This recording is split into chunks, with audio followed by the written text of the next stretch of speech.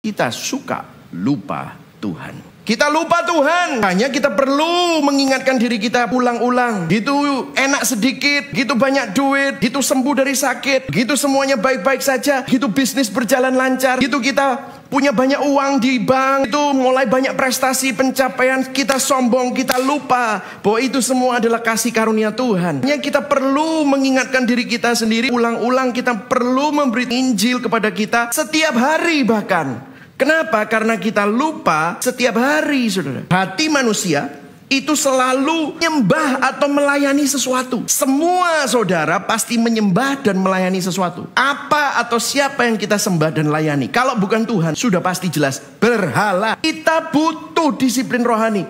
Kenapa? Untuk mengabarkan dan mengingat Injil kepada hati kita yang rentan mengalami amnesia rohani, saudara.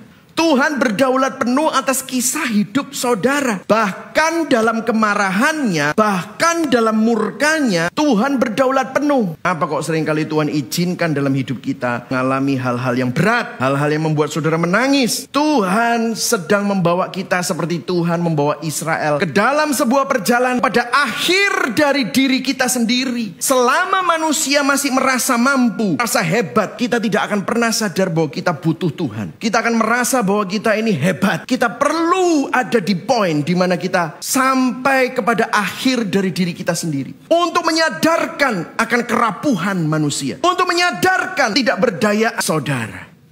Kalau kita berhasil saat ini, sukses, efektif, jangan sombong saudara. Yang setuju katakan amin. Orang percaya bukan orang luar biasa. Jangan berpikir kamu itu luar biasa makanya Tuhan selamatkan kamu. Itu sombong. Orang percaya bukan orang yang luar biasa. Namun orang biasa, bahkan orang terpencil, tidak masuk hitung, tidak seharusnya dipilih, tapi berjalan bersama dengan Tuhan yang luar biasa. Tuhan setia kepada janjinya. Tidak pernah menyerah terhadap umatnya yang jatuh bangun di dalam dosa. Yang setuju katakan amin.